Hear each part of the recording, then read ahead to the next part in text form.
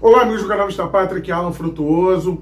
Procuradoria-Geral da República quer Daniel Silveira solto. Polícia Federal na rua para poder prender manifestantes do dia 8 de janeiro. E ministro Múcio pode ajudar a soltar os manifestantes presos, que já estão presos em Brasília, pelos atos de manifestação no dia 8 de janeiro. E o Lula aparece completamente desesperado, né, e continua usando o Banco Central como espantalho. Isso tudo e muito mais você verá aqui no canal Vista Pátria. Por isso, inscreva-se no canal, deixe seu gostei e vamos lá. Hoje é 14 de fevereiro de 2023. Na Procuradoria-Geral da República, a vice-procuradora Lindora afirmou que o Daniel Silveira tem que ser solto. Ela, no seu parecer, assinado, né, ontem, afirmou que Daniel Silveira possui constitucionalmente a graça concedida pelo ex-presidente da República, Jair Bolsonaro, e não houve nenhum pedido de liminar de suspensão dessa graça.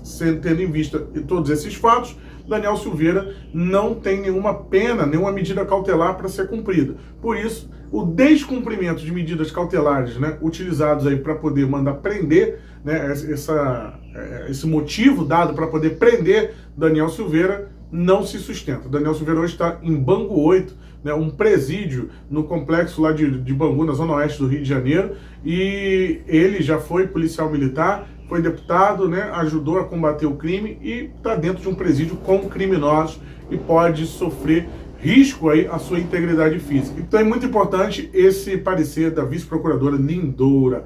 E também tem a Polícia Federal, né, nas ruas agora, nesse exato momento. Hoje é dia 14 pela manhã, nesta terça-feira, a Polícia Federal cumpre mandados de prisão nos seguintes estados, né? São 13 mandados de busca e apreensão, expedidos pelo Supremo Tribunal Federal por Alexandre de Moraes, em Goiás, Minas Gerais, Paraná, Sergipe, São Paulo. Também tem 8 mandados de prisão, né, e 3 mandados 8 são de prisão temporária e 3 de prisão preventiva. É a 6ª fase do que eles chamam de famigerada Operação Lesa Pátria. Quem será realmente que lesou a pátria? Quem será? Vamos saber, o tempo vai dizer. Vamos lembrar que há pouco tempo atrás aí o ministro Múcio, né, estava na mira da ala mais radical do PT. Ele, que é de pernambucano, está hoje no Ministério da Defesa e possui aí um tom moderado. Ele, inclusive, impediu aí que fosse retirado, né, os acampamentos na frente dos quartéis, e por isso foi muito criticado, né, havia uma certa desconfiança. E o Múcio, o tempo todo, tem o seu emprego colocado em risco pela ala radical do PT. Inclusive, a ala radical, já vamos ver o vídeo do Lula chorando. É impressionante. O ministro Múcio ontem, né, ministro da Defesa, como eu falei, é de Pernambuco, ele recebeu o grande deputado Coronel Meira, do PL, deputado de direita, um dos poucos deputados eleitos pela direita.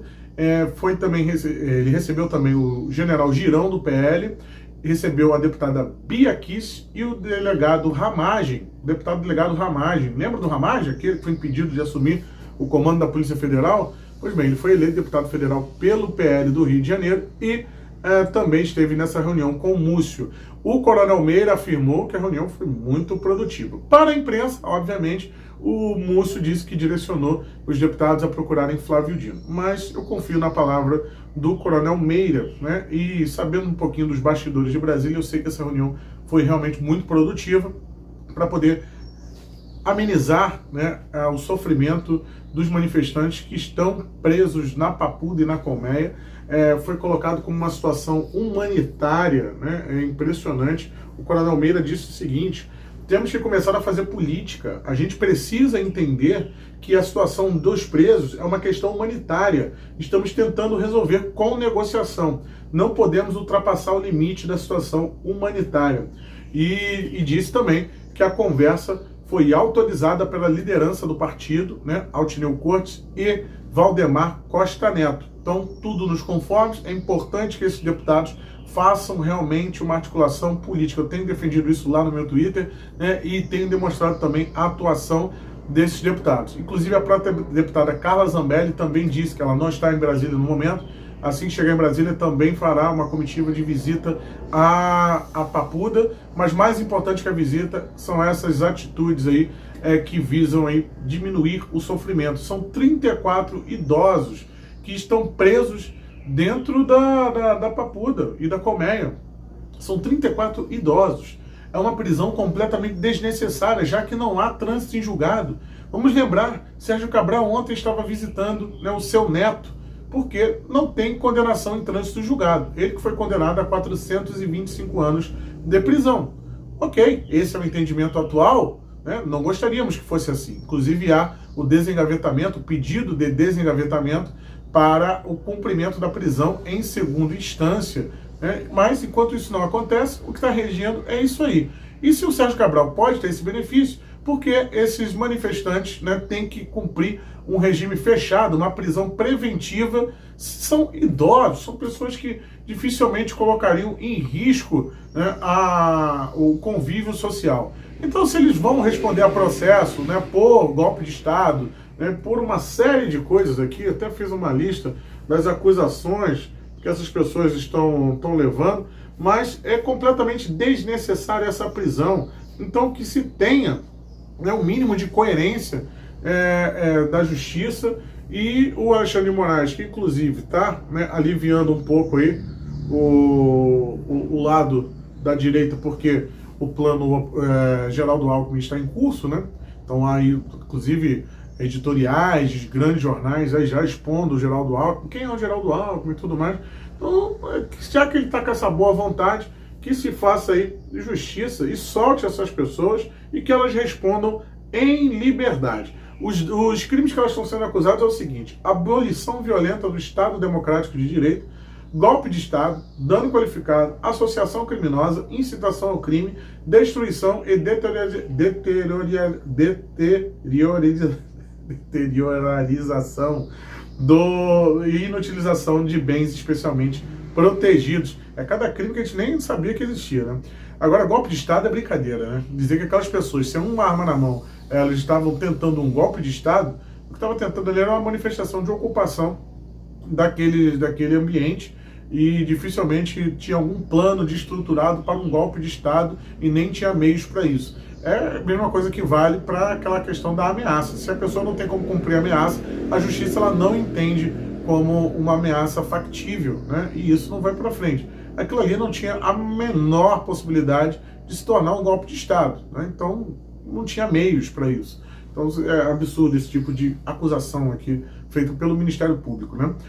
E para fechar, vamos ver que o Lula realmente, tem gente que acredita que o Lula está mandando em tudo, né? Sendo que ontem eu trouxe um vídeo aqui no canal com o Lula completamente desesperado, agora tentando burlar 3 bilhões aí em emendas, né? Deputados que não têm o direito de receber essas emendas, né, podem ser agraciados caso ele consiga burlar a lei. Esperamos que isso não aconteça. Mas o Lula fez um discurso patético ontem no aniversário do PT. Dê uma olhada, vale a pena. Eu sei que é terrível ver o Lula, ele estava meio alcoolizado. Sei que segunda-feira não é um dia para estar alcoolizado, mas ele estava, né? Vamos lá. Quantos anos a gente passou explicando por que a bandeira era vermelha? Depois que a gente convenceu uma parte da bandeira vermelha, passamos outro tempo explicando por que a estrela. Depois que convencemos a estrela, outra vez por que a gente tinha barba. Ou seja, as pessoas cada dia inventavam uma coisa para cobrar de nós. Vamos ver agora, gente. Nós temos 13 anos de experiência de governo. Um dos melhores momentos da história desse país foi no meu governo, onde banqueiro ganhou, empresário ganhou e trabalhador ganhou. E agora eles dizem que Lula vai voltar. Vai voltar o Lula que a dona Lindu pariu para governar esse país da forma que o país precisa ser governado. É esse Lula que vai governar esse país, que sabe que não pode esquecer as suas origens, que sabe que não pode esquecer de onde veio, que sabe que não pode esquecer a quantidade de anos que viveu em casa enchendo de água, repartindo espaço com rato e barata. Esse Lula que veio hoje é o Lula que passou fome e que comeu pão pela primeira vez aos 7 anos de idade. Esse Lula veio junto com vocês para mudar esse país e não permitir que uma criança mais possa morrer de fome. Esse país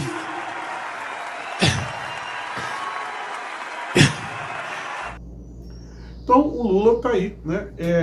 Esse é o caráter do atual presidente, que ao mesmo tempo que no início do seu discurso ele diz que foi o melhor governo em 13 anos para trabalhadores, empresários e banqueiros, ele diz que vai tirar as pessoas da fome. Ué, Lula, ou você for o melhor governo em 13 anos, ou você vai tirar as pessoas da fome. Em 13 anos você não conseguiu resolver, quer que a gente acredite que agora você vai conseguir? Conta outra, né? Aqui foi Alan Frutuoso para o canal Mista Pátria. Inscreva-se nesse canal, né, e compartilhe esse vídeo, extremamente importante. E, obviamente, vamos voltar a tratar desses assuntos tensos de política internacional que estão assolando o Brasil. Forte abraço, tchau, tchau.